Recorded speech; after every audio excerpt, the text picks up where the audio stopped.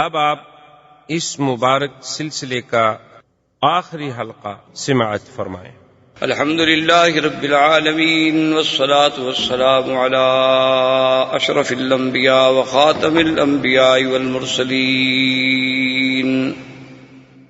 سيدنا وقائدنا وحبيبنا وشفينا محمد وعلى آله وأصحابه أجمعين.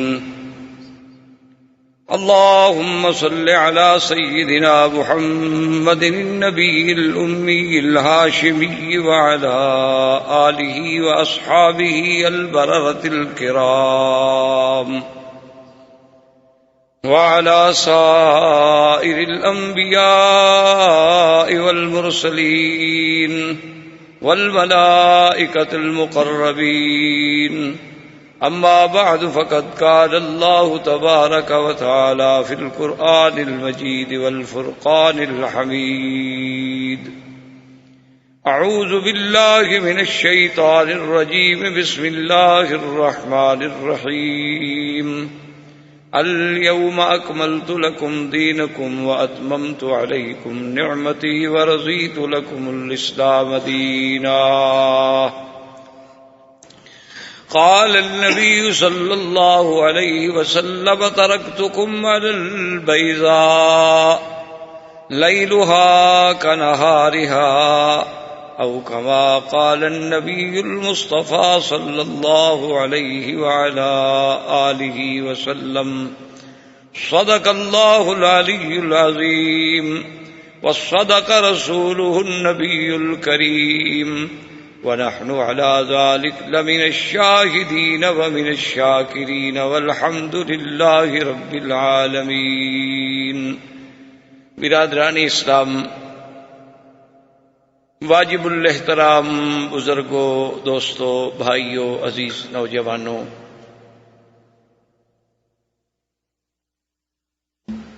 آج سیرت رسول پاک صلی اللہ علیہ وسلم کے سلسلہ دروس کا تقریباً آخری درس ہے۔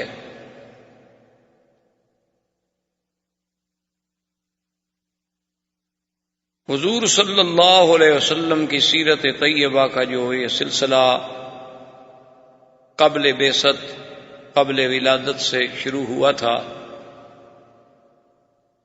وہ مختلف دروس میں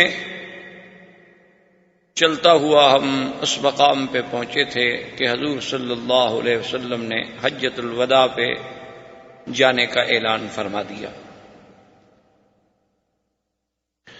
جیسا کہ آپ الحمدللہ پڑھ چکے یا سن چکے کہ حج تو 8 ہجری میں فرض ہو گیا، لیکن پہلی دفعہ حج 9 ہجری میں حضور صلی اللہ علیہ وسلم نے سیدنا ابی بکر رضی اللہ تعالی عنہ کو امیر الحج بنا کے بھیجا، اور اس کے بعد جو احکامات مشرکین کے بارے میں اترے تھے اور براءۃ عن المشرکین کے بارے میں اترے تھے، ان کے اعلانات کے لیے سیدنا علی رضی اللہ تعالی عنہ کو بھی بھیجا گیا۔ حضور صلی اللہ علیہ وسلم نے 10 ہجری میں حج کا ارادہ فرمایا، اور یہ حضور کا پہلا حج اور آخری حج ہے۔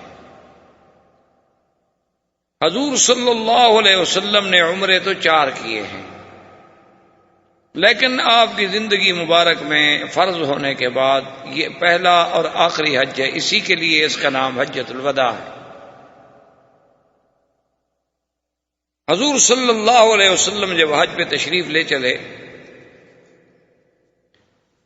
اور مختلف اکناف و اطراف سے صحابہ کرام رضوان اللہ علیہم اجمعین کے قافلے حضور کے ساتھ حج کرنے کے لیے شریک ہوئے، تو آج آپ اس منظر کو سامنے رکھیں اور اللہ کے قرآن کی حقانیت کو سامنے رکھیں کہ جس فتح مبین کا اللہ نے وعدہ فرمایا تھا کہ جب حضور صلی اللہ علیہ وسلم حدیبیہ جا رہے تھے تو 1400 کا لشکر آپ کے ساتھ تھا، اور آج اللہ تبارک و تعالیٰ کی شان دیکھیں کہ 1,00,000 سے زیادہ صحابہ حضور کے ساتھ حج پہ تھے۔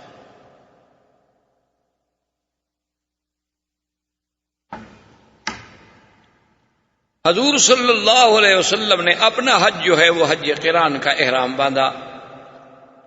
اسی لیے امام ابو حنیفہ رحمۃ اللہ علیہ کے نزدیک حج قران جو ہے وہ افضل ہے. اور اس حج کے دوران حضور صلی اللہ علیہ وسلم نے دیکھا کہ ایک بوڑھا آدمی ہے اور اس کو رسی باندھ کے باقاعدہ دو نوجوان جو ہیں وہ کھینچ کے چلا رہے ہیں.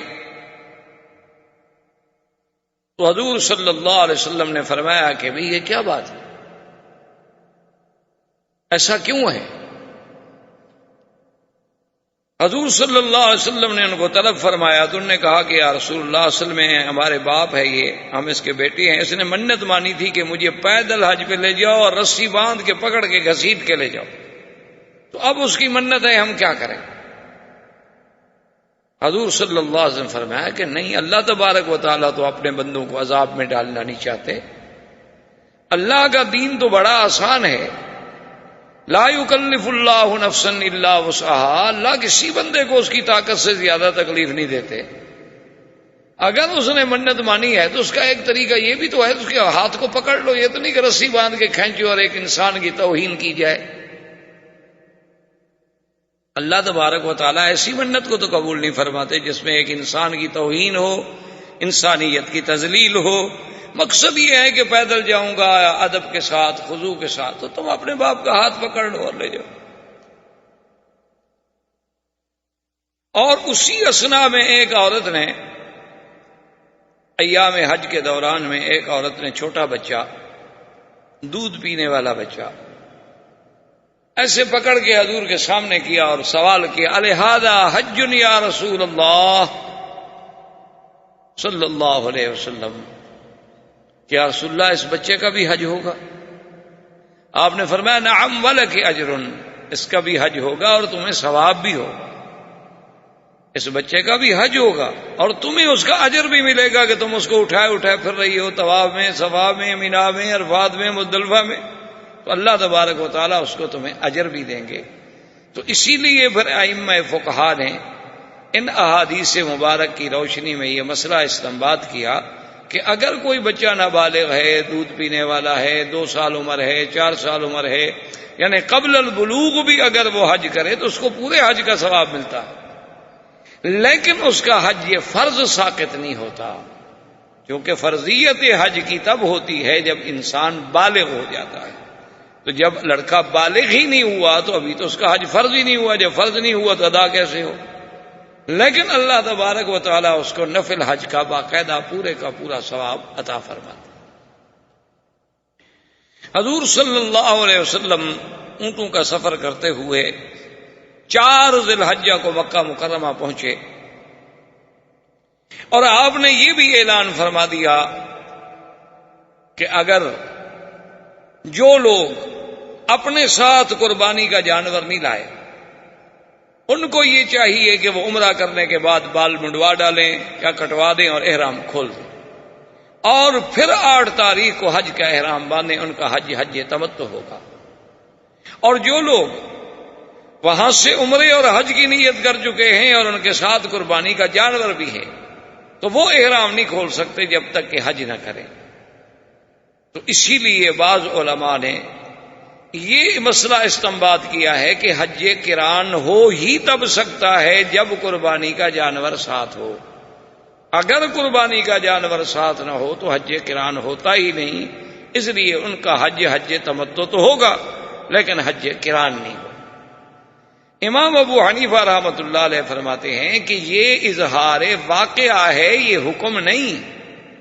یعنی یہ اتفاق ایسا تھا کہ اس وقت کچھ لوگ ایسے آئے تھے جن کے ساتھ قربانی کے جانور ساتھ تھے اور کچھ لوگ ایسے تھے جن کے ساتھ قربانی کے جانور نہیں تھے.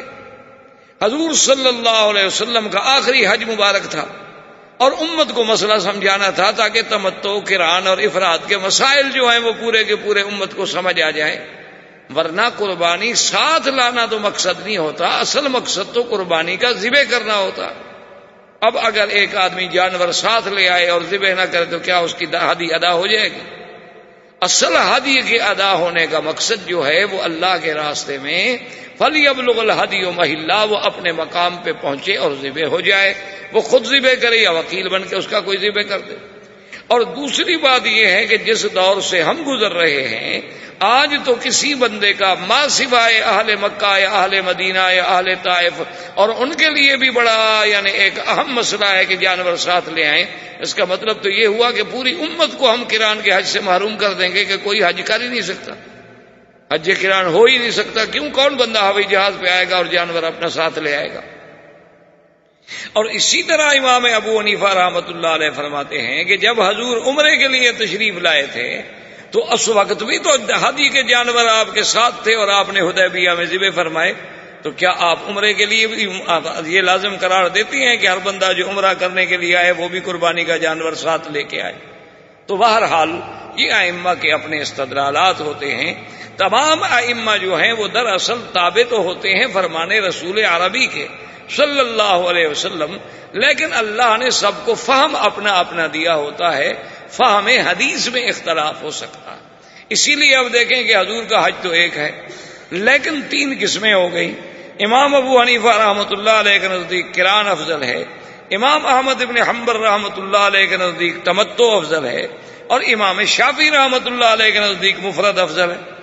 تو وجہ کیا ہے کہ امام ابو حنیفہ کی دلیل یہ ہے کہ حضور نے حج قران کیا ہے اور حضور کی زندگی کا ایک حج ہے، اور افضل نبی افضل حج کریں گے، اس لیے قران جو ہے اگر افضل نہ ہوتا تو اللہ اپنے نبی سے تمتع کرا دیتے، اللہ تبارک و تعالیٰ اپنے پیغمبر سے حج مفرد کرا دیتے۔ امام احمد ابن حنبل رحمۃ اللہ علیہ یہ فرماتے ہیں کہ حضور نے تو قران کیا ہے، اس میں کوئی شک نہیں، بالاتفاق یہ بات ہے کہ حضور کا حج حج قران ہے، لیکن وہ فرماتے ہیں کہ یہ بھی تو حضور نے حکم دیا کہ بھی جن کے ساتھ جانور نہیں ہیں وہ عمرہ کر لیں۔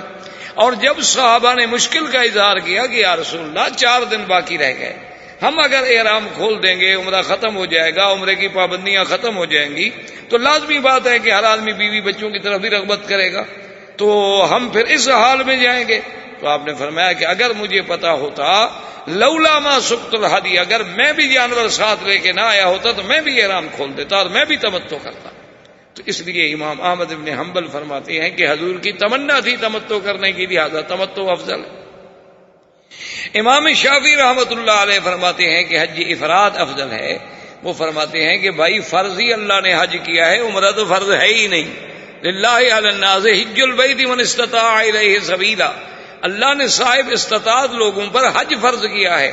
اب یہ الگ بات ہے کہ وہ پہلے آ رہا ہے تو اس کو تمتع کا موقع مل گیا، ایک آدمی بالکل قریب کے دنوں میں آ رہا ہے اس کو قران کا موقع مل گیا، یہ تو اتفاقات ہیں، اصل فرض تو حج ہے، لہذا حج افراد افضل ہے۔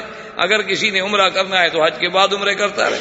تو بہرحال اب دیکھیں کہ سب نے استدلال جو ہے وہ یا قول رسول سے کیا ہے یا فعل رسول سے کیا ہے یا اللہ کے حکم سے کیا ہے، کوئی امام جو ہے وہ اپنی طرف سے نہیں کہتا۔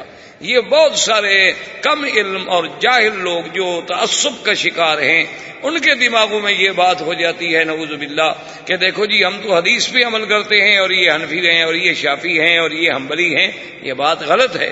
سب سے بڑے اہل حدیث جو ہیں وہ ائمہ کرام ہیں کہ جن لوگوں نے ایک ایک حدیث پر ریسرچ کی، ایک ایک حدیث پہ محنت کی، ایک ایک حدیث کو سمجھا اور سمجھانے کی کوشش کی، پھر اس موضوع پہ ساری حدیثیں جمع کی تاکہ کوئی ناسخ، کوئی منسوخ، کوئی مقدم، کوئی مؤخر، کوئی مطلق، کوئی مقید، کوئی متواتر، کوئی قطعی الثبوت، کوئی قطعی الدلالہ، کسی پر اقتضاء النص، کسی پر اشارۃ النص۔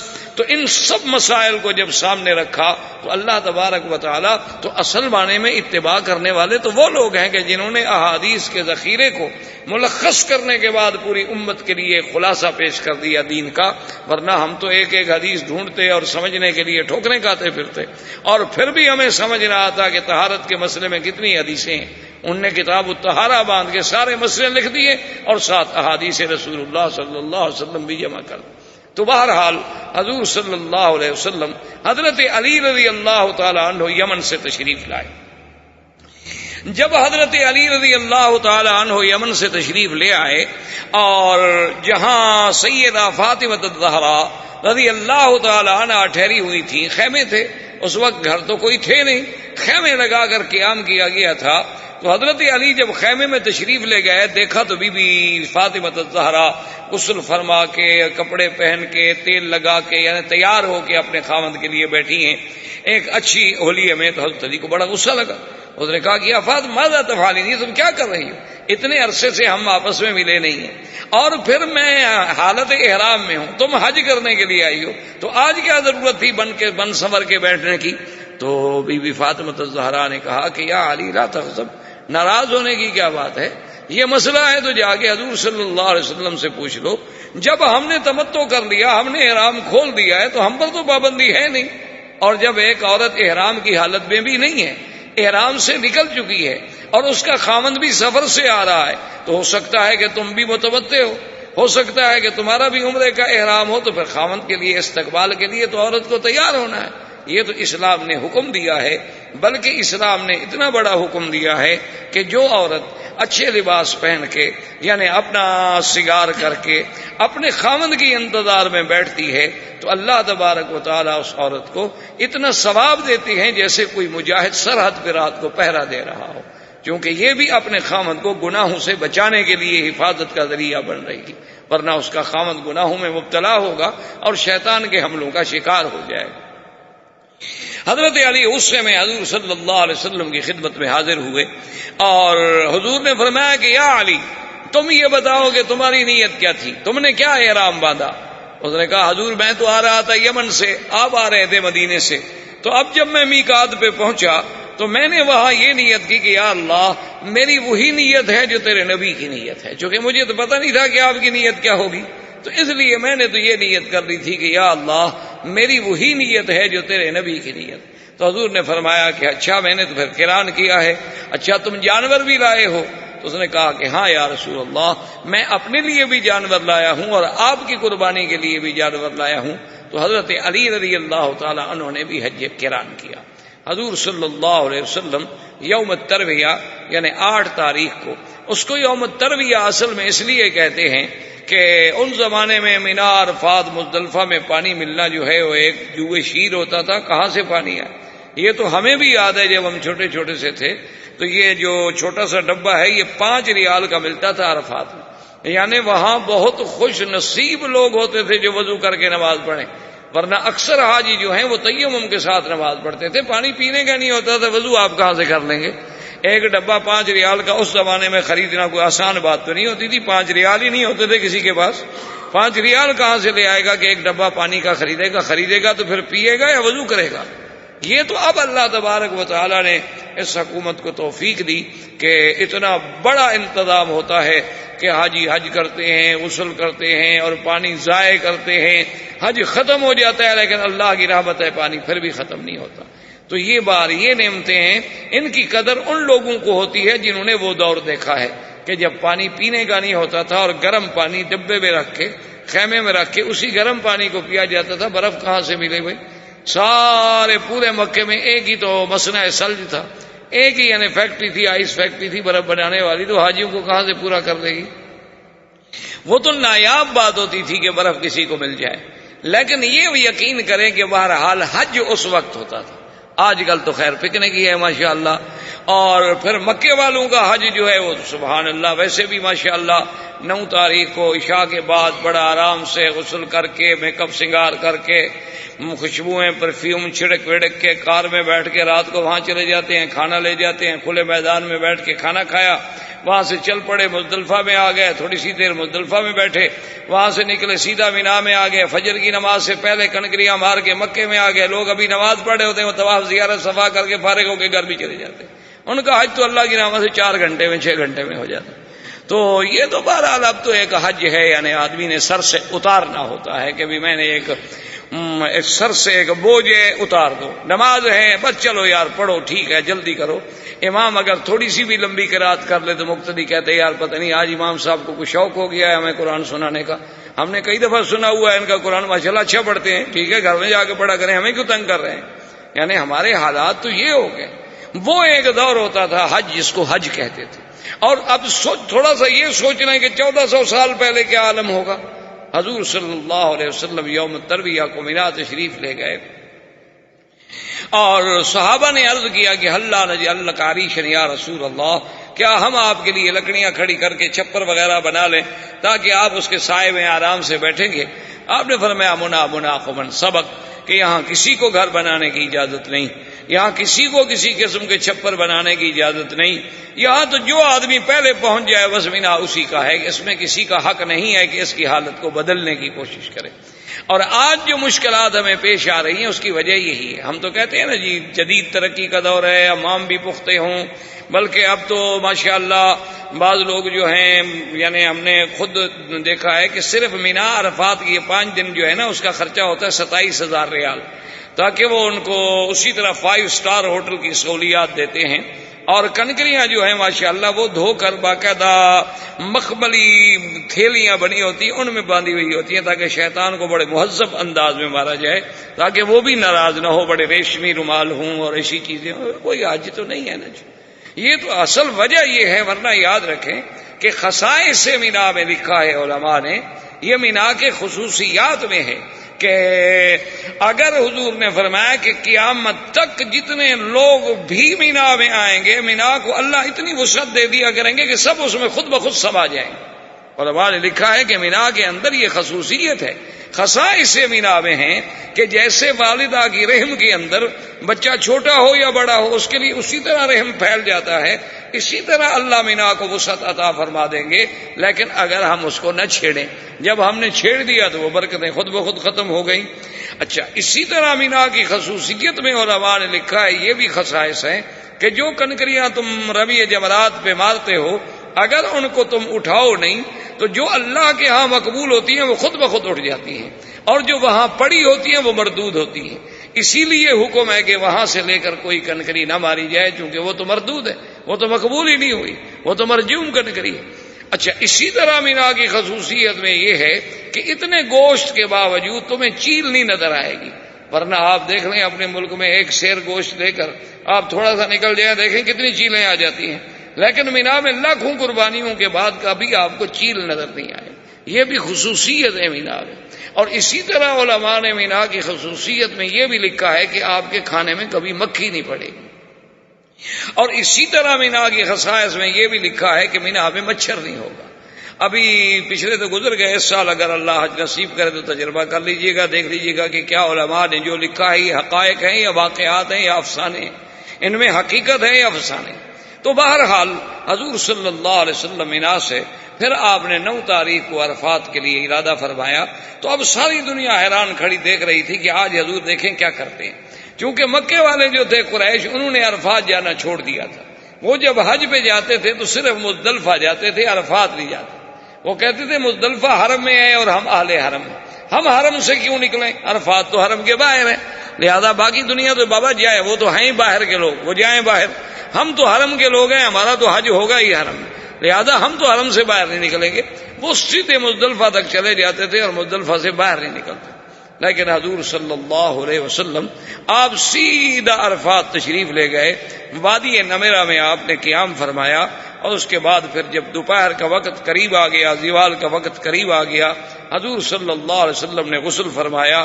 غسل فرمانے کے بعد آپ اپنی اونٹنی مبارک پہ سوار ہوئے، اور جبل رحمت جو مین عرفات کے اندر پہاڑ ہے، اس کے دامن میں جو سیاہ سیاہ پتھر پڑے ہوئے ہیں، یہاں حضور نے قیام فرمایا اور وقوف فرمایا۔ حضور اس پہاڑ کے اوپر نہیں چڑھے، جبل رحمت پر چڑھنا جو ہے یہ بدعات میں ہے، اس کا سنت سے کوئی تعلق نہیں ہے۔ حضور اس کے دامن میں جہاں سیاہ پتھر پڑے ہیں یہیں اپنی اونٹنی پہ تشریف فرما ہو۔ اور عرفات کے دن کا روزہ جو ہے اس کی بہت بڑی فضیلت ہے کہ اگر آدمی کوئی عرفات کے دن کا روزہ رکھے تو حدیث مبارک میں آتا ہے کہ اللہ اس کے 1 سال پہلے اور 1 سال بعد کے گناہ بھی معاف کر دیتے ہیں، یعنی صغیرہ گناہ جو ہے وہ معاف ہو جاتے ہیں۔ کبائر تو توبہ کے بغیر معاف نہیں ہوتے، صغیرہ گناہ جو ہے وہ معاف ہو جاتے ہیں۔ ان الحسنات یذھبن السیئات۔ تو اتنی بڑی فضیلت ہے، تو بی بی ام سلمہ کہتی ہیں کہ میں اس انتظار میں تھی کہ پتہ نہیں آج حضور کو روزہ ہے یا نہیں، تو بی بی صاحبہ نے ایک پیالے میں دودھ بھیجا حضور صلی اللہ علیہ وسلم کی خدمت میں، اور حضور اونٹنی پہ سوار تھے، تو اس وقت کی بیویاں جو ہیں ان کو بھی دین سیکھنے کا، سکھانے کا اور مسئلہ پوچھنے کے آداب کا بھی پتہ تھا کہ اب حضور سے پوچھیں جی آپ کو روزہ ہے کہ نہیں، حالانکہ بیوی ہے، پوچھ سکتی ہے، لیکن ادب کے خلاف ہے کہ کیسے میں سوال کروں۔ آپ کے لیے دودھ کا پیالہ بھیجا تو حضور صلی اللہ علیہ وسلم نے لے لیا، اور دودھ کیوں بھیجا کہ حضور دودھ کبھی رد نہیں فرماتے تھے۔ حضور صلی اللہ علیہ وسلم کا فرمان ہے کہ اگر کوئی بندہ آپ کو دودھ پیش کرے یا کوئی بندہ آپ کو اپنا خوشبو پیش کرے تو یہ دو چیزیں ایسی ہیں کہ آپ ان کو رد نہ کریں۔ اچھا یہ ہوتا ہے کہ کبھی مثلا ایک آدمی ہے بیچارہ دودھ نہیں پیتا یا اس کو دودھ منع ہے تو تھوڑا سا لے لے، گھونٹ لے لے، لیکن رد نہ کرے تاکہ سنت ادا ہو جائے، اور اس کے بعد رکھ دے کہ حضرت میں نے قبول کر لیا لیکن میں معذور ہوں۔ اچھا اسی طرح مثلا خوشبو ہے، بعض لوگوں کو بعض خوشبوئیں جو ہیں وہ الرجی کر دیتی ہیں تو وہ تھوڑی سی لینے کے بعد معذور عذر کر سکتا ہے لیکن رد نہیں کر سکتا، تاکہ حضور صلی اللہ علیہ وسلم کی سنت کا خلاف نہ ہو جائے۔ تو حضور نے جب لے لیا اور نوش فرما لیا تو سارے صحابہ کو مسئلہ سمجھ آ گیا کہ حضور روزے کے ساتھ نہیں، اگر حضور کو روزہ ہوتا تو کبھی نوش نہ فرما۔ تو اس سے محدثین نے اور فقہا نے مسئلہ نکالا کہ عرفات کا روزہ بڑا افضل ہے، لیکن ان لوگوں کے لیے جنہوں نے حج نہ کرنا ہو، لیکن جو حاجی اس سال حج پہ جا رہا ہو اس کے لیے روزہ نہیں رکھنا چاہیے، اس کے لیے سنت یہ ہے کہ وہ روزہ نہ رکھے، جیسے کہ حضور صلی اللہ علیہ وسلم نے روزہ نہیں رکھا۔ اور جو لوگ حج پہ نہیں جا رہے، مکے میں ہیں، مدینے میں ہیں، اپنے گھر میں ہیں، اپنے ملک میں ہیں، تو وہ اس دن روزہ رکھ لے تاکہ کوئی فضیلت تو ان کو بھی حاصل ہو جائے۔ اب حضور صلی اللہ علیہ وسلم نے یوم حجۃ الوداع میں وہ خطبہ عظیم جسے خطبۃ الوداع کے نام سے محدثین نے لکھا ہے، اور یہ وہ خطبہ ہے جو ایسا عظیم، جامع، معنی، کامل، مکمل خطبہ کائنات کی کسی کتاب میں اور کسی بڑے سے بڑے خطیب، بلیغ، ادیب سے آپ کو نہیں مل سکتا۔ اور یہ خطبہ اتنا بڑا ہے کہ اس پر محدثین نے شرحیں لکھی ہیں، کتابیں لکھی ہیں باقاعدہ صرف خطبہ حجۃ الوداع پہ۔ تو اس کے لیے تو مستقل اگر ایک مہینہ بھی آدمی درس دے تو نہیں پورا کر سکتا، بہرحال اس کا میں خلاصہ عرض کر دیتا ہوں۔ اور یہ بھی یاد رکھیں کہ آج پوری دنیا میں یعنی جو انسانی حقوق کے بہت بڑے علمبردار ہیں، اقوام متحدہ ہے اور سلامتی کونسل ہے اور فلان ہے اور فلان ہے، ہیومن رائٹس کے بڑے بڑے قوانین، سارے کے سارے حجۃ الوداع کے خطبے سے لیے گئے۔ اصل ان کا منشور جو ہے وہ وہی ہے جو حضور پاک صلی اللہ علیہ وعلا آلہ واصحابہ وسلم نے فرمایا تھا۔ حضور پاک صلی اللہ علیہ وسلم نے سب سے پہلے اپنے صحابہ سے سوال کیا، آپ نے فرمایا ای یوم ھذا، یہ کون سا دن ہے؟ اب دیکھیں سب صحابہ کو پتا ہے کہ جمعہ کا دن ہے، لیکن ادب کا تقاضا یہ تھا کہ چپ۔ اس لیے علماء نے مسئلہ نکالا ہے کہ اگر کوئی عالم آپ سے کوئی بات پوچھ رہا ہے تو ادب کا تقاضا یہ ہے کہ آپ خاموش رہیں، کیونکہ اس کے پوچھنے کا کوئی مقصد ہوتا ہے، کوئی سمجھانا ہوتا ہے، کوئی ہدایت دینی ہوتی ہے، اس لیے آداب میں ہے۔ فرمایا ای یوم ھذا، کون سا دن ہے؟ صحابہ خاموش۔ حضور نے فرمایا ای بلد ھذا، یہ کون سا ملک ہے؟ ای شہر ھذا، یہ مہینہ کون سا ہے؟ چپ۔ انہوں نے کہا اللہ اور رسول اللہ۔ حضور نے فرمایا تو سن لو کہ یہ شہر جو ہے شہر الحرام، اور یہ بلد جو ہے بلد اللہ الحرام، یہ شہر بھی حرمت والا، یہ بلد بھی حرمت والا، یہ دن بھی حرمت والا۔ تو اس حرمت کے تابع میں تمہیں ایک سب سے اہم بات بتاتا ہوں۔ فرمایا ان اموالکم و دماؤکم و اعراضکم حرام علیکم کحرمت یومکم ھذا فی بلدکم ھذا فی شہرکم ھذا۔ فرمایا کہ اے میرے صحابہ سن لو کہ جیسے اس بلد کی حرمت ہے، اس مہینے کی حرمت ہے، اس دن کی حرمت ہے، ان سب سے بڑی خون مسلم کی حرمت ہے۔ مسلمان کا خون حرام، خبردار، مسلمان کے خون کو اللہ نے اتنی عظمت دی ہے کہ یہ بلد اللہ الحرام کی بڑی حرمت ہے، اس شہر الحرام کی بڑی حرمت ہے، اس دن کی بڑی حرمت ہے، لیکن مسلمان کی عزت، مسلمان کا نفس، مسلمان کا مال تم سب پہ ایسے حرام ہے جیسے یہ بلد اللہ کا شہر حرام ہے، اللہ کا مہینہ حرمت والا ہے۔ حضور صلی اللہ علیہ وسلم نے حرمت دم مسلم پر بیان فرمایا، اور ایک روایت میں ہے حضور نے فرمایا کہ خون مسلم جو ہے وہ تو اللہ کے کعبے سے بھی افضل ہے۔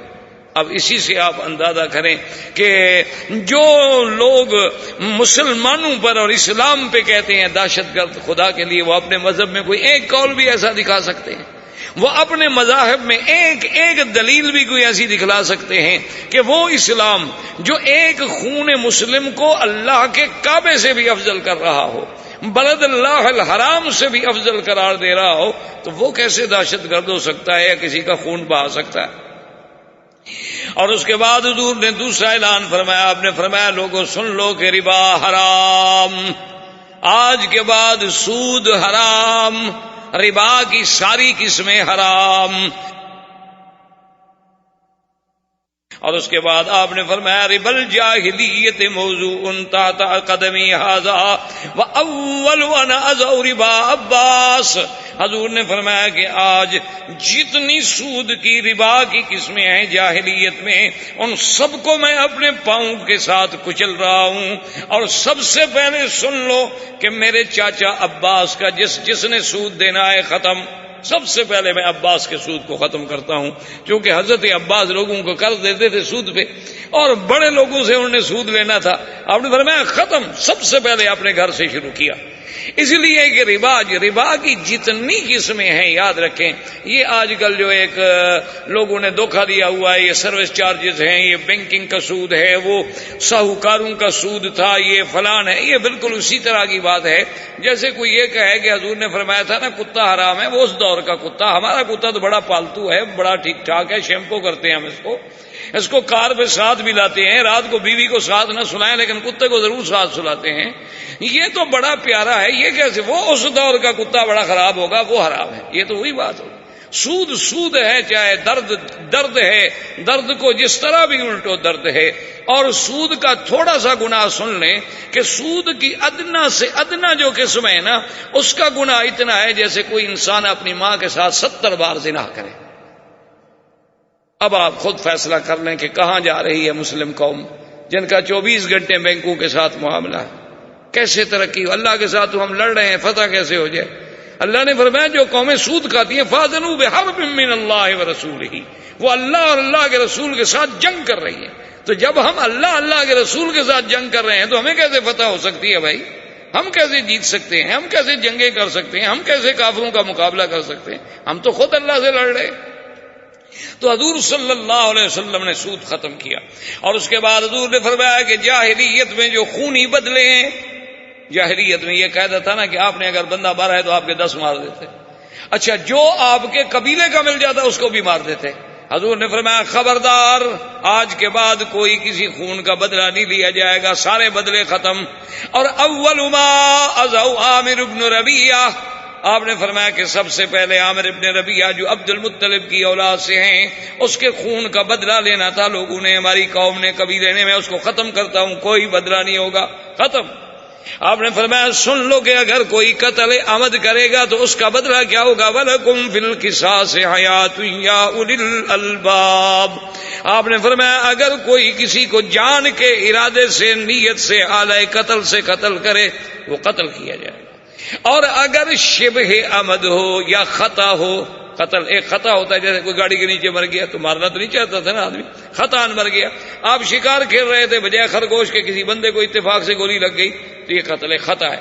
ایک ہوتا ہے شبہ عمد، کیا مانا کہ آپ نے واقعی لکڑی ماری اس کو، آپ نے اس کو تھپڑ مارا، وہ مر گیا، اب مارا تو ہے نا آپ نے، لیکن عام طور پہ تھپڑ سے بندے مرا نہیں کرتے، عام طور پہ لکڑی سے بندے نہیں مرا کرتے، اس کو کہتے ہیں شبہ عمد۔ اس میں حضور نے فرمایا کہ 100 اونٹ دیت ہوگی، 100 اونٹ کی ہر سال قیمت ہوگی، جیسے قیمت بڑھ جائے دیت بڑھ گئی، قیمت کم ہو گئی تو پھر اس کی دیت بھی کم ہو گئی۔ حضور صلی اللہ علیہ وسلم نے یہ بھی بیان فرما دیا، اور اس کے بعد حضور نے فرمایا کہ خبردار جو اللہ نے میراث میں حصے مقرر کر دیے ہیں، لڑکے کا، لڑکی کا، ماں کا، باپ کا، بہن کا، بیوی کا، شوہر کا، خبردار ان فرائض میں کوئی تبدیلی نہیں کر سکتا۔ اور حضور نے فرمایا اگر تو یہ وصیت کرنا چاہتا ہے تو ثلث سے زیادہ وصیت نہ کرے۔ کیا مانا، اگر کوئی بندہ اب شوق ہو گیا کہ اللہ نے مجھے جائیداد دی ہے، میں مدرسے کو دیتا ہوں، میں مسجد کو دیتا ہوں، میں ٹرسٹ بناتا ہوں، میں کوئی اللہ کے راستے میں کوئی کالج کھولتا ہوں، کوئی اسکول کھولتا ہوں، اس میں لگاتا ہوں، تو آپ کو حق ہے کہ 1/3 سے زیادہ آپ وصیت نہیں کر سکتے۔ یعنی اپنی جائیداد کے تیسرے حصے میں تو وصیت کا حق ہے، باقی جو ہے وہ آپ کی اولاد کا ہے، ورثاء کا ہے. اور یہ نہیں کہ آپ سارا مالی وصیت کر دیں جی میں بڑی نیکی کما رہا ہوں، یہ نیکی نہیں ہوگی. حضور صلی اللہ علیہ وسلم نے اس سے منع فرمایا.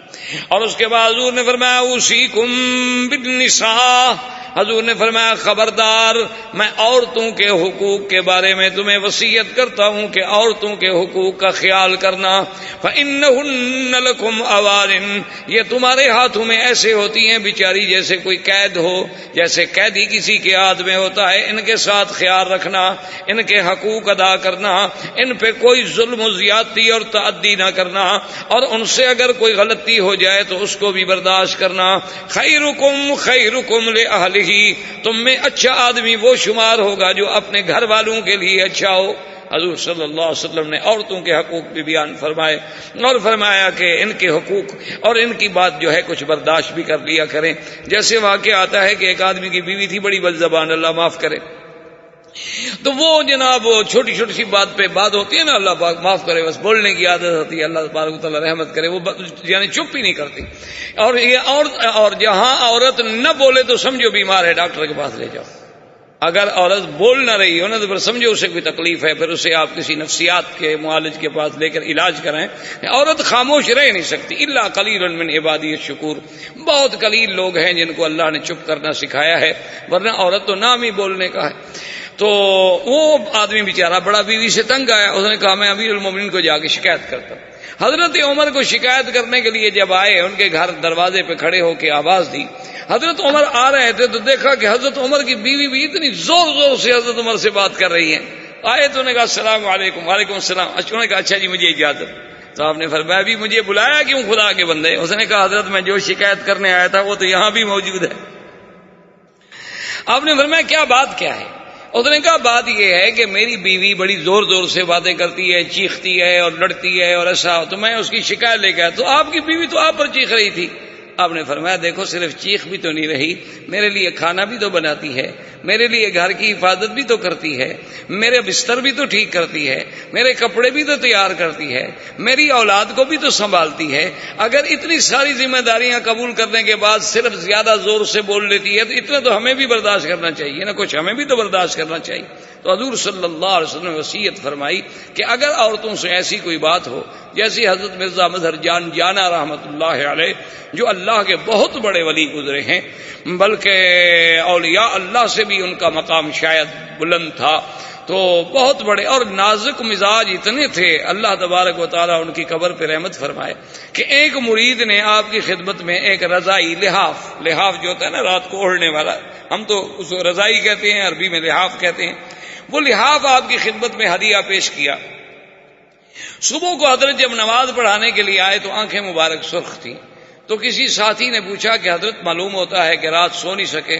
فرمایا ہاں بھائی، وہ ایک مرید تھا، ایک عقیدت مند تھا، اللہ کا بندہ، وہ رضائی لے کے آیا تو میں نے کہا کہ اب وہ اتنی محبت سے اتنی دور سے رضائی لے کے آیا ہے تو کم سے کم میں ایک دن ایک رات تو استعمال کر لوں.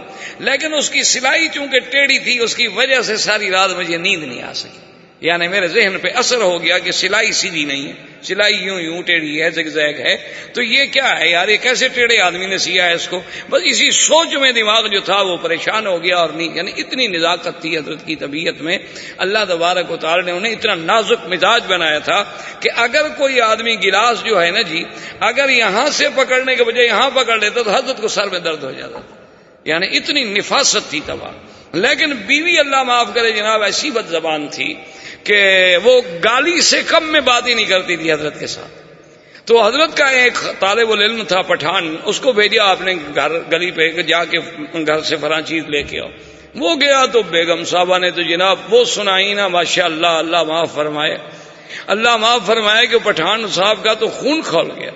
واپس آیا، اس نے کہا استاد خوشی تمہارا بیوی، ہمارا بیوی ہوتا نا ہم اس کو آج سبق پڑھاتا، خدا کا قسم ہم زندہ نہیں چھوڑتا. یہ کیسا بیوی ہے، یہ تو بکواس کرتا ہے استاد، یہ تمہارا بیوی ہے، خدا کے لیے مجھ کو اجازت دو تو ہم اس کو ابھی ٹھیک کرتا ہے. تو حضرت نے فرمایا بھائی ٹھنڈے ہو جاؤ، خدا کے بندے کوئی بات نہیں، دیکھو میری بیوی ہے، تمہارے لیے تو ماں کے برابر ہے نا، تم جو میرے مرید ہو، تو میں اگر تمہارا باپ ہوں تو وہ تو تمہاری ماں کے برابر ہو گئی، بیٹھ جاؤ آرام سے۔ اس نے کہا استاد دیکھو ہمارا پیری مریدی اپنی جگہ، ایسا بیوی کو چھوڑ طلاق دو۔ اس نے کہا دیکھو بھائی اگر یہ اچھی ہے تو میں کیوں طلاق دوں، اور اگر گندی ہے تو دوسرے بھائی کے گلے میں کیوں ڈالوں؟ جب میں طلاق دوں گا تو کسی اور کے ساتھ شادی کرے گی نا، پھر میں نے اپنی گندگی کسی اور کے گلے میں ڈال دی، یہ کون سا ثواب ہوگا مجھے؟ اور اس کے بعد فرمایا کہ بات سنو، آج مرزا مظہر جان جانا جس مقام پہ پہنچا ہے وہ اسی بیوی کے صدقے میں ہے کہ وہ بد زبانی کرتی ہے، میں صبر کرتا ہوں اور اللہ نے مجھے یہ مقام عطا فرمایا، تو میں اس کو کیسے چھوڑ دوں؟ تو اس لیے حضور صلی اللہ علیہ وسلم نے فرمایا فاستوصوا بالنساء خیرا، عورتوں کے حقوق کا خیال کرنا، ولہن مثل الذی علیہن، جیسے تمہارے حقوق ہیں ان پر اسی طرح ان کے بھی حقوق ہیں تم پر۔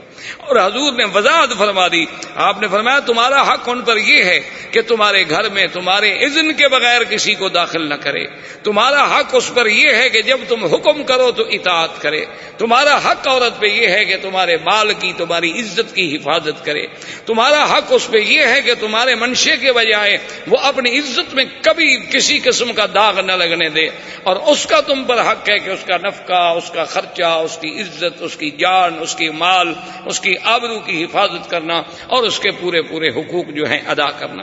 حضور صلی اللہ علیہ وسلم نے مسائل نساء پر بھی آپ نے خطبہ حجۃ الوداع میں بڑا عظیم خطبہ عطا فرمایا اور ان کے حقوق بھی بیان فرمائے، اور اس کے بعد حضور نے فرمایا کہ آپ کو میں مہاجرین و انصار کے بارے میں بھی نصیحت کرتا ہوں کہ ان کے ساتھ بھی خیر خواہی کا معاملہ رکھنا۔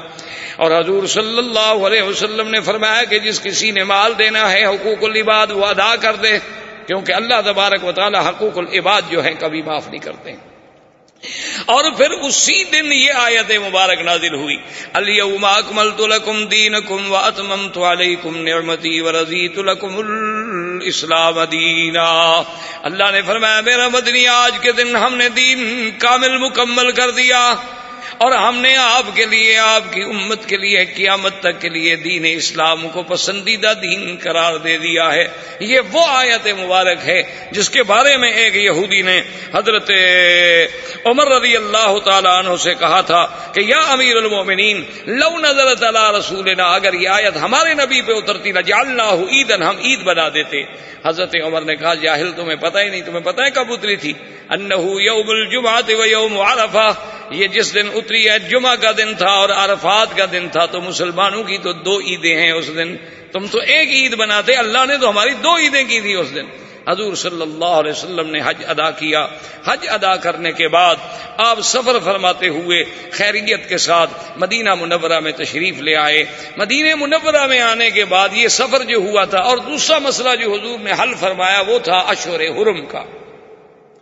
آپ نے فرمایا ان عدت اللہ عند اللہ 12 شہرا، آپ نے فرمایا اللہ نے 12 مہینے بنائے ہیں، منہا اربعۃ حرم، اس میں 4 مہینے حرمت والے ہیں۔ وہ 4 مہینے کون سے تھے حرمت والے؟ یاد رکھیں، رجب وہ اکیلا ہے، پھر ذی القعدہ، ذی الحجہ اور محرم، یہ 4 مہینے ہیں جو حرمت والے مہینے ہیں، جن میں لڑائی، قتال، ہر چیز بند تھی۔ لیکن کافر کیا کرتے تھے مشرکین مکہ؟ انما النسیء زیادۃ فی الکفر، اللہ نے فرمایا کہ کافر جو نسی کی رسم نکالی تھی، یحلونہ عاما ویحرمونہ عاما لیواطئوا عدۃ ما حرم اللہ۔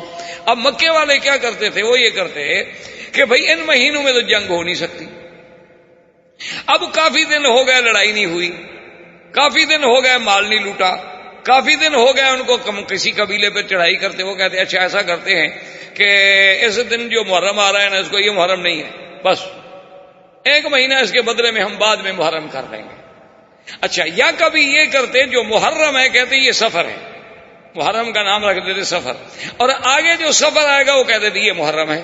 حضور صلی اللہ علیہ وسلم فرمایا خبردار، کوئی آدمی اللہ کے مہینوں سے نہیں کھیل سکتا۔ استدار، اب پورا دور جو ہے وقت کا پھر پھر کے اسی جگہ پہ آ گیا جو حق ہے، کیونکہ جب تم مہینے بدل دیتے ہو تو نتیجہ یہ نکلتا ہے حج بدل گیا، پھر حج جو ہے ذی الحجہ کے بجائے کبھی محرم میں کر رہے ہیں، کبھی سفر میں کر رہے ہیں، رمضان بدل گیا، سارے مہینے بدل گئے۔ یہ کیا تلاعب کرتے ہو تم اللہ کے مہینوں سے؟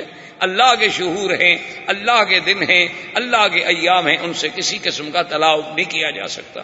حضور صلی اللہ علیہ وسلم جب مدینہ منورہ میں تشریف لے آئے تو اب سب سے پہلے آپ نے حکم دیا اسامہ کو. یہ اسامہ جو ہیں یہ زید کے بیٹے ہیں, اسامہ بن زید بن حارثہ. یہ حضور کے بڑے محبوب تھے, حضور کے متبنہ تھے زید, اور یہ بھی حب رسول اللہ صلی اللہ علیہ وسلم.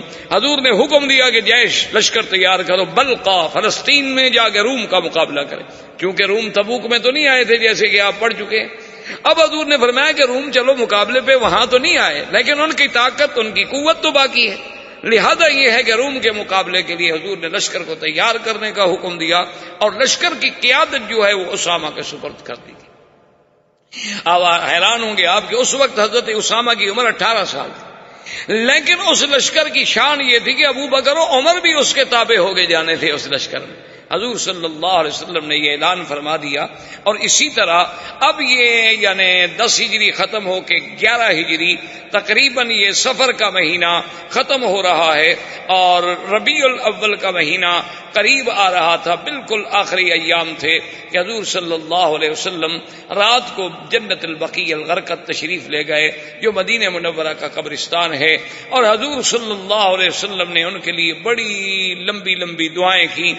اور دعائیں کرنے کے بعد جب حضور صلی اللہ علیہ وسلم واپس تشریف لے آئے سیدہ عائشہ صدیقہ رضی اللہ تعالی عنہا کے گھر میں, تو آپ نے فرمایا کہ واراسا, آپ نے فرمایا عائشہ مجھے سر میں شدید درد ہو. اور خدا کی شان دیکھیں کہ حضور جب آئے تو بی بی عائشہ خود سر درد سے تڑپ رہی تھی. تو بی بی عائشہ نے کہا کہ یا رسول اللہ واراسا, مجھے تو پہلے سے صداع شدید ہے. حضور صلی اللہ علیہ وسلم کو مرض کی ابتدا جو ہے وہ سر درد سے شروع ہوئی, اور تکلیف جو تھی وہ روز بروز بڑھتی گئی. دوسرے دن حضور نے حکم دیا کہ میں ہر بیوی کے گھر میں جاؤں گا, کیونکہ حضور صلی اللہ علیہ وسلم کا عدل تھا, انصاف تھا کہ آپ روزانہ ہر بیوی کے گھر میں تشریف لے جاتے تھے. وہاں 5 منٹ 10 منٹ 15 منٹ تشریف رکھتے, بیٹھتے, ان کی خیریت پوچھتے, حال احوال پوچھتے, ان کو کوئی ضرورت ہوتی تو وہ ضرورت رفع فرماتے, اور پھر رات وہاں گزارتے جس بیوی کا موقع ہوتا, اور جس بیوی کا نوبہ ہوتا, اور جس بیوی کا نمبر ہوتا. حضور صلی اللہ علیہ وسلم ہر بیوی کے گھر میں جا رہے تھے. بی بی میمونہ کے گھر میں جب پہنچے, حضور صلی اللہ علیہ وسلم کو تکلیف اتنی شدید ہو گئی کہ اب حضور صلی اللہ علیہ وسلم کی ہمت جواب دے گئی. آپ نے پھر باقی بیویوں کو بی بی میمونہ کے گھر میں بلا لیا. لیکن کمال عدل دیکھیں حضور پاک کی سیرت کے اس پہلو پہ آپ نظر رکھیں کہ حضور صلی اللہ علیہ وسلم اس بیماری کے عالم میں بھی حکم دیتے کہ مجھے فلاں بیوی کے گھر میں لے جاؤ, کل فلاں بیوی کا نمبر ہے وہاں لے جاؤ. لیکن حضور پوچھتے کہ متى یوم عائشہ, عائشہ کا دن کب ہوگا؟ تو اس سے بیویوں نے اندازہ لگایا کہ رسول صلی اللہ علیہ وسلم چاہتے یہ ہیں کہ اپنے بیماری کے ایام میں بی بی عائشہ کے گھر میں رہیں. تو تمام ازواج مطہرات اکٹھی ہوئیں اور انہوں نے کہا کہ یا رسول اللہ, ہم سب نے متفق کا فیصلہ کیا ہے, ہماری طرف سے آپ کو اختیار ہے, آزادی ہے, آپ پر کسی قسم کا ہمیں اعتراض نہیں, آپ جتنے دن چاہیں بی بی عائشہ کے گھر میں آرام فرمائیں. تو اب مستقلاً حضور صلی اللہ علیہ وسلم بی بی عائشہ کے گھر میں تشریف لے آئے.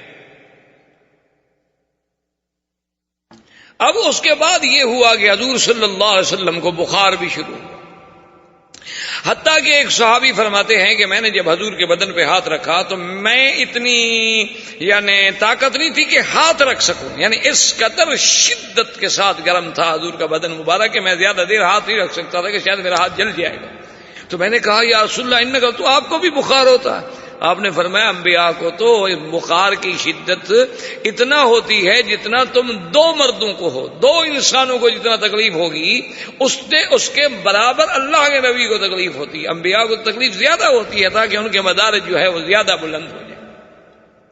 حضور صلی اللہ علیہ وسلم کی اس شدت میں, اس شدید بخار میں حضور صلی اللہ علیہ وسلم نے حکم دیا کہ ایتونی بسبع غرب, آپ نے فرمایا کہ 7 مشکیزیں پانی کے بھر کے لاؤ. بعض روایات میں یہ بھی ہے کہ وہ 7 مشکیزیں مختلف کنویں سے بھر کے لائے جائیں, یعنی مختلف کنویں جو ہیں مختلف کنویں سے پانی جو ہے وہ بھر کے لایا جائے. تو 7 مشکیزیں لائے گئے. حضور صلی اللہ علیہ وسلم ایک برتن میں بیٹھ گئے. حضور نے فرمایا کہ مشکیزیں پانی کے میرے اوپر ڈالے جائیں. تو جب وہ مشکیزیں پانی کے ڈالے جاتے تھے تو اس سے بخار کی حدت بھی کم ہو گئی اور تھوڑا سا حضور صلی اللہ علیہ وسلم نے راحت محسوس کی. اور ایک حدیث میں اسی لیے آتا ہے، آپ نے فرمایا الحمہ من فیح جہنم، یہ بخار جو ہے گویا یہ بھی جہنم کی ایک ہوا ہے، اور اس کو ابردوہ بالماء، اس کو ٹھنڈا کرنا ہو تو پانی کے ساتھ ٹھنڈا کیا کرو، یعنی پانی جو ہے اس کا علاج ہے. دیکھیں 1400 سال پہلے حضور صلی اللہ علیہ وسلم نے جو گرمی سے بخار تھے، جیسے آج کل سن سٹروک وغیرہ میں فوراً آدمی اس کو ٹھنڈے پانی میں برف میں کمرے میں لے جاتے ہیں، تو 1400 سال پہلے حضور صلی اللہ علیہ وسلم نے یہ علاج تجویز فرمایا تھا کہ ابرد الحمہ بالماء، اگر بخار کی شدت بہت زیادہ ہو جائے تو اس کو پانی کے ساتھ ٹھنڈا کیا جائے. اسی اثنا میں ایک دن حضور نے فرمایا، آپ نے فرمایا عبد خیرا، آپ نے فرمایا ایک اللہ کا بندہ ہے جس کو اللہ نے اختیار دیا ہے. اللہ نے فرمایا کہ اگر تم چاہو تو پوری زمین کی سلطنت، پوری کائنات میں سلطنت، اور خلود ہمیشہ رہو جب تک قیامت نہیں ہوتی، اور اس کے بعد جنت. اور اگر تم چاہو تو ابھی موت، لقاء رب، اللہ کی ملاقات اور جنت، ان دو چیزوں میں اس بندے کو اللہ نے اختیار دیا کہ ان دو چیزوں میں جو چیز ہے آپ ایک چن لیں. اگر آپ چاہتے ہیں کہ ہمیشہ رہیں، پوری کائناتی خزائن الارض آپ کے سپرد کر دیے جائیں اور اس کے بعد جنت بھی ملے گی، یا آپ یہ چاہتے ہیں کہ لقاء رب اور جنت ملے، تو بی بی عائشہ کہتی ہیں کہ جب ہم نے یہ سنا تو ہم نے کہا کہ یا رسول اللہ صلی اللہ علیہ وسلم، اس عبد نے، اس اللہ کے بندے نے جس کو یہ اختیار ملا تھا، پھر اس نے کیا چنا؟ تو حضور نے فرمایا کہ لقاء اللہ، اس نے اللہ کا لقاء پسند کیا ہے. بی بی عائشہ فرماتی ہے میں سمجھ گئی کہ اذن لا اختارنا، اب حضور ہمارے ساتھ رہنا نہیں چاہتے، اب اللہ کے پاس جانا چاہتے ہیں. کہ حضور صلی اللہ، اور عبد خیرہ، وہ بندہ جس کو اختیار دیا گیا ہے وہ اور کوئی نہیں، وہ محمد رسول اللہ صلی اللہ علیہ وعلا آلہ واصحابہ وسلم تسلیما کثیرا کثیرا. اور اسی عین شدید تکلیف کے دوران میں سیدہ فاطمہ الزہرا رضی اللہ تعالی عنہا تشریف لے. اور یہ سیدہ فاطمہ الزہرا وہ خوش نصیب خاتون تھی کہ جب حضور کی خدمت میں آتی تھی تو حضور کھڑے ہوتے تھے استقبال کے، یعنی اپنی بیٹی کے استقبال کے لیے اللہ کا نبی کھڑا ہو جاتا، اور کھڑے ہونے کے بعد حضور یقبل ما بین عینیہ، دو آنکھوں کے درمیان پیشانی پہ حضور بوسہ دیتے تھے اپنی بیٹی کو. لیکن آج حضور کو اتنی تکلیف تھی کہ حضور کھڑے نہیں ہو سکتے، حضور صلی اللہ علیہ وسلم لیٹے ہوئے تھے. تو سیدہ فاطمہ الزہرا نے جب دیکھا تو نے کہا فدا فدیتک روحی یا رسول اللہ، میری روح اور میری جان آپ پہ قربان ہو، آپ اس حالت میں ہیں کہ اب آپ کھڑے بھی نہیں ہو سکتے میرے لیے. تو بی بی صاحبہ حضور پہ گر گئیں اور اتنی شدت سے روئی بی بی سیدہ فاطمہ الزہرا رضی اللہ تعالی عنہا کہ تمام بی بی عائشہ اور گھر میں جو اہل بیت تھے سب رونے لگ گئے کہ بی بی کا یہ عالم ہے کہ آج صبر کا دامن نہیں جا رہا. اور بی بی بار بار کہہ رہی ہیں فدیت بنفسک یا رسول اللہ، فدیتک بابی و امی یا رسول اللہ، فدیتک بروحی یا رسول اللہ. حضور میری زندگی، میرا نفس، میرا روح، میری جان سب آپ پہ قربان ہو جائے، لیکن آپ کو اللہ صحت و عافیت کے ساتھ زندہ رکھے. بی بی فاطمہ الزہرا رو رہی ہیں اور حضور نے اپنے قریب اشارہ کیا کہ اور میرے قریب ہو جاؤ. پھر حضور نے کوئی بات فرمائی تو بی بی فاطمہ مسکرانے لگی. تو سیدہ عائشہ کہتی ہیں خدا کی قسم ہے میرے دل میں جتنا بی بی فاطمہ کا احترام تھا کسی بی بی کا احترام نہیں تھا. اس کی وجہ یہ ہے کہ انہا یشبہ رسول اللہ، کہ بی بی فاطمہ کا اٹھنا بیٹھنا بولنا چالنا بالکل تصویر تھی محمد الرسول اللہ صلی اللہ علیہ وسلم کی. لیکن حضور کی اس تکلیف کے دوران میں ہنسنا، کہ بی بی ہنس پڑی. تو کہتی ہے کہ اس دن میرے دل سے بی بی فاطمہ کا مقام جو تھا نا وہ کچھ کم ہوا کہ بھی یہ کوئی ہنسنے کا مقام ہے، ابھی تو تم رو رہی تھی اور ابھی تم ہنس رہی ہو. لیکن بعد میں یہ راز کھلا کہ جب بی بی فاطمہ الزہرا سے میں نے پوچھا تو انہوں نے کہا کہ حضور نے فرمایا تھا کہ فاطمہ تم نہ رو، اتنا غم نہ کرو، سب سے پہلے تم مجھے ملو گی انشاءاللہ. تو پھر میری تسلی ہو گئی کہ اچھا سب سے پہلا لکھا تو پھر میرا ہی ہوگا نا حضور صلی اللہ علیہ وسلم کے ساتھ. تو اس لیے میں خوش ہو کے مسکرا دی. تو حضور صلی اللہ علیہ وسلم کے گھر میں اس کے بعد حضرت عمر آئے، اس کے بعد حضرت عبداللہ ابن عمر آئے، اس کے بعد حضرت محمد ابن ابی بکر آئے. محمد ابن ابی بکر ہی حضرت ابو بکر کے بیٹے. وہ جب تشریف لے آئے تو ان کے ہاتھ میں مسواک تھا. تو بی بی عائشہ فرماتی ہیں کہ حضور صلی اللہ علیہ وسلم میں جب دیکھ رہی ہوں کہ حضور کی نظر مبارک جو ہے بار بار مسواک کی طرف اٹھ رہی، تو میرے خیال میں سمجھ گئی کہ کان یشتاق ہوں، حضور صلی اللہ علیہ وسلم کو مسواک کی حاجت ہے اور تڑپ ہے، اسی لیے حضور اسی طرف دیکھ رہے ہیں۔ تو میں نے کہا یا رسول اللہ آپ کو مسواک چاہیے؟ حضور نے فرمایا کہ ہاں مجھے مسواک چاہیے۔ تو میں نے اپنے بھائی سے مسواک لے کر حضور کی خدمت میں پیش کیا، تو حضور پاک نے فرمایا کہ اشارہ کیا حضور نے عائشہ کہ مسواک چونکہ تازہ ہے اور جدید ہے اور مجھ میں طاقت نہیں ہے کہ میں اب اس کو نرم کر سکوں، تم اپنے منہ میں نرم کر کے مجھے دے دو۔ تو سیدہ عائشہ فرماتی ہیں کہ آخر شیء الذی دخلت، سب سے آخری چیز جو حضور کے بطن میں گئی وہ میرا لعاب تھا، کہ میں نے وہ مسواک نرم کر کے حضور صلی اللہ علیہ وسلم کو دیا اور حضور نے وہی مسواک استعمال کیا، اور اس کے بعد استعمال کرنے کے بعد حضور نے مجھے مسواک دے دیا۔ فرماتی آخر شیء آخر ریق الرسول، حضور کا آخری لعاب دہن جو میرے اندر داخل ہوا وہ اسی مسواک کی وجہ سے داخل ہوا، کہ حضور صلی اللہ علیہ وسلم کا اس کے لعاب لگا ہوا تھا، تو میں اس مسواک کو مسواک بھی کرتی رہی اور چوستی رہی، اور حضور صلی اللہ علیہ وسلم کا لعاب میرے بدن کے اندر داخل ہوا، جو سب سے بڑی بات تھی۔ اور اس کے بعد حضور صلی اللہ علیہ وسلم نے فرمایا کہ عائشہ میرے گھر میں 7 دینار ہیں، تو بی بی عائشہ نے کہا کہ ہاں، فرمایا فتصدقوا، فوراً صدقہ کرو۔ اس کے بعد حضور پھر بے ہوش ہو گئے، حضور صلی اللہ علیہ وسلم بے ہوش ہو گئے۔ اس کے بعد جب ہوش آیا فرمایا حل تصدقتم، تم نے وہ 7 دینار خیرات کر دی؟ انہوں نے کہا شغلنا بمرضک یا رسول اللہ، حضور آپ کی بیماری کی پریشانی میں ہماری چیز بھولے ہوئے ہیں، کوئی چیز یاد ہی نہیں رہتی، ہم تو ہر وقت آپ کے فکر میں۔ آپ نے فرمایا فصدقوا، فوراً صدقہ کرو۔ اس کے بعد پھر حضور بے ہوش ہو گئے۔ تھوڑی دیر کے بعد جب حضور صلی اللہ علیہ وسلم کو ہوش آیا، آپ نے فرمایا حل تصدقتم، وہ 7 دینار تم نے صدقہ کر دیا؟ انہوں نے کہا حضور غلطی ہوگی۔ فرمایا فوراً صدقہ کرو، میں یہ نہیں چاہتا کہ میں اپنے اللہ کے دربار میں جاؤں اور میرے گھر میں 7 دینار بھی ہوں۔ اللہ کا نبی یہ نہیں چاہتا کہ خدا کے دربار میں جائے اور اس کے گھر میں پیسہ ہو اور اس کے گھر میں دینار پڑے ہوں، اس کے گھر میں درہم پڑے ہوں۔ جب میرا خلیل میرا مولا ہے تو مجھے اپنے گھر میں کوئی چیز رکھنے کی حاجت نہیں۔ حضور صلی اللہ علیہ وسلم نے وہ بھی خیرات کر دیے، یعنی حضور کی وفات کے وقت میں بھی حضور کے گھر میں 1 درہم اور 1 دینار بھی موجود نہیں تھا۔ اس کے بعد حضور صلی اللہ علیہ وسلم نے فرمایا کہ پتہ کرو کہ نماز ہو گئی ہے یا نہیں۔ اصل وجہ یہ تھی کہ اب صحابہ جو تھے وہ مسجد میں بیٹھے ہوئے، سب انتظار میں ہیں صحابہ کہ حضور صلی اللہ علیہ وسلم کب آئیں گے۔ حضور صلی اللہ علیہ وسلم نے فرمایا کہ نماز، بی بی عائشہ کہتی ہے میں نے عرض کیا کہ یا رسول اللہ ابھی نماز ہوئی نہیں ہے، جماعت منتظر ہے۔ تو آپ نے فرمایا اچھا پانی ڈالو، پانی ڈالا گیا۔ حضور نے فرمایا اچھا میں جانے کی کوشش کرتا ہوں، لیکن اغمی علی رسول اللہ، حضور صلی اللہ علیہ وسلم پہ پھر بے ہوشی طاری ہو۔ تھوڑی دیر کے بعد جب ہوش آیا فرمایا مروا ابا بکر فلیصلی بالناس، آپ نے فرمایا ابو بکر کو حکم دو کہ لوگوں کو امام بن کے نماز پڑھا دے۔ اس لیے علماء نے استدلال کیا کہ جس کو زندگی میں اللہ کے نبی نے امام بنا دیا ہو تو اس کو امت اگر امام نہ مانے تو کتنی بڑی بدقسمتی۔ حضور نے حکم دیا مروا ابا بکر فلیصلی بالناس، حضرت ابو بکر کو حکم دیا گیا۔ اب صحابہ حضرت ابو بکر صلی اللہ علیہ وسلم کی قیادت میں کھڑے ہو رہے ہیں، لیکن آپ سوچ سکتے ہیں کہ وہ کیا منظر ہوگا، وہ کیا عالم ہوگا کہ صحابہ کہتے ہیں کہ ہمارے اندر ہوش نہیں ہے، صحابہ رو رہے ہیں، آنسو آ رہے ہیں کہ آج تو حضور مسجد میں آنے سے بھی رہ گئے۔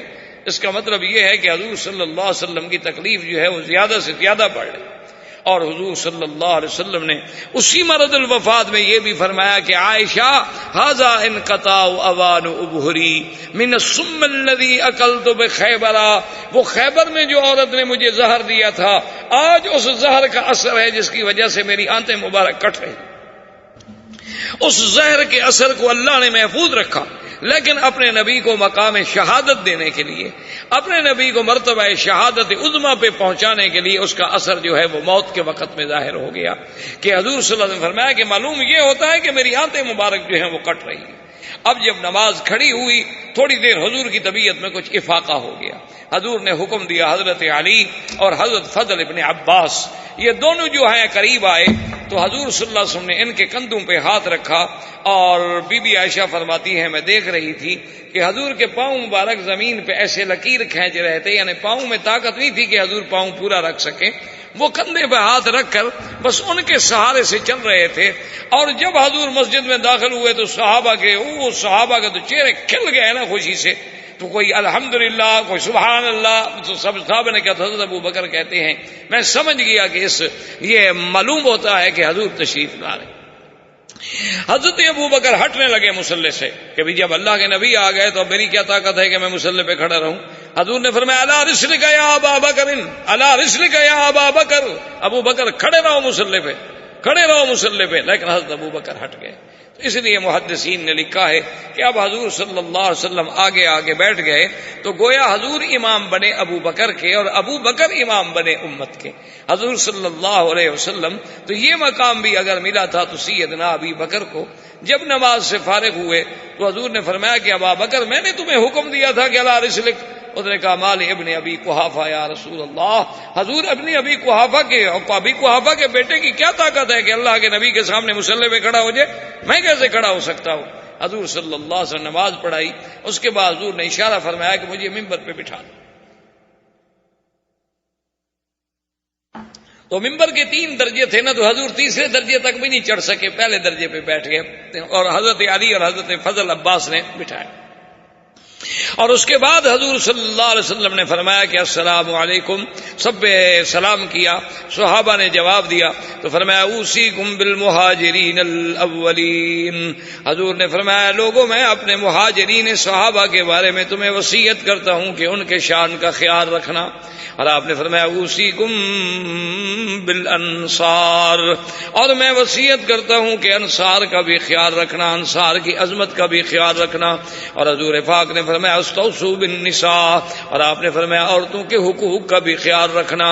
انی لا اخشی علیکم، حضور نے فرمایا کہ مجھے ڈر نہیں ہے کہ تم لوگوں پہ بھوک آئے گا. لا اخشی علیکم الفقر ولکن اخشی علیکم الغنا، مجھے ڈر یہ ہے کہ میری امت اتنی امیر ہو جائے گی، اتنی دولت ملے گی، اتنی پیسہ ملے گا کہ جیسے پہلی امتیں دولت کی وجہ سے برباد ہو گئیں، کہیں میری امت بھی دولت کی وجہ سے برباد نہ ہو جائے. حضور صلی اللہ علیہ وسلم نے وصایا فرمائے. اور اس کے بعد حضور صلی اللہ علیہ وسلم نے فرمایا عزکم اللہ، کہ تم سب کے لیے میں دعا کرتا ہوں کہ اللہ تم سب کو عزت دے. رفعکم اللہ، اللہ تم لوگوں کی شان کو بلند کر دے.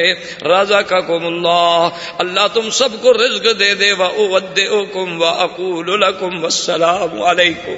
حضور نے فرمایا کہ اب میں آخری تمہیں سلام کہہ رہا ہوں، چونکہ اب میرا وقت اللہ کے پاس جانے کا آ گیا. اور پھر حضور صلی اللہ علیہ وسلم نے فرمایا کہ یاد رکھو کہ جب مجھے موت آ جائے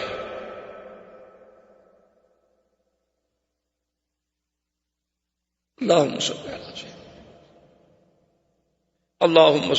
سیدنا محمد وعلی آلہ سیدنا.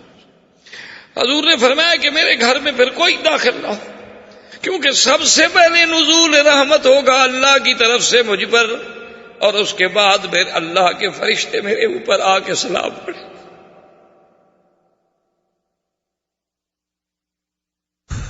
اول من صلی علیہ وسلم جبرائیل و میکائیل و اسرافیل و ملک الموت. فرمایا اللہ کے وہ 4 فرشتے جو ہیں وہ سب سے پہلے داخل ہوں گے، پھر مجھ پر سلام پڑھیں. اور اس کے بعد حضور نے فرمایا یدخل علی رجال اہل بیتی، پھر میرے خاندان کے مرد داخل ہوں. ثم يدخل علی نساء اہل بیتی، اس کے بعد میرے خاندان کی عورتیں داخل ہوں. اور اس کے بعد حکم فرمایا کہ صحابہ داخل ہوں، لیکن نبی کے جنازے کا کوئی امام نہیں ہوگا، کیونکہ امام الانبیاء والمرسلین تو وہ خود ہیں. اللہ کے نبیوں اور رسولوں کے جب امام ہیں تو آپ کا امام کون ہو سکتا ہے؟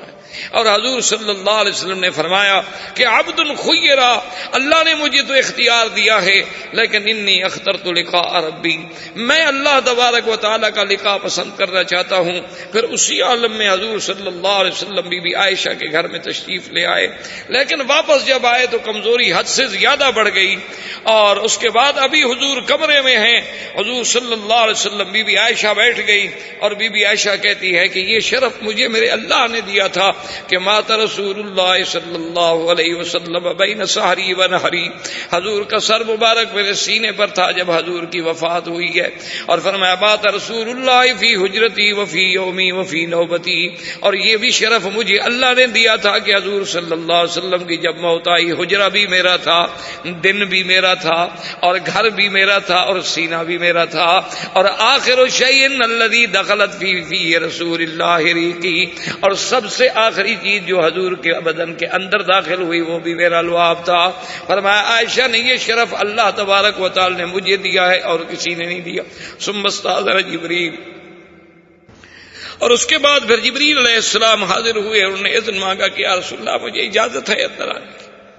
حضور صلی اللہ علیہ وسلم نے بی بی عائشہ صدیقہ کو ایک طرف حکم دے دیا اور حضرت جبریل کو اجازت دی، تو حضرت جبریل نے کہا یا رسول اللہ ان ملک الموت یستأذن، اب ملک الموت دروازے پہ کھڑے ہیں اور اذن مانگ اجازت مانگ رہے ہیں، لیکن اب بھی ان کو اختیار یہ دیا گیا ہے کہ جیسے حضور فرمائیں، اگر حضور چاہتے ہوں دنیا میں رہنا تو ملک الموت واپس آ جائے، اور اگر حضور چاہتے ہوں لقاء رب کا تو پھر آپ کی روح مبارک کو قبض کیا جائے۔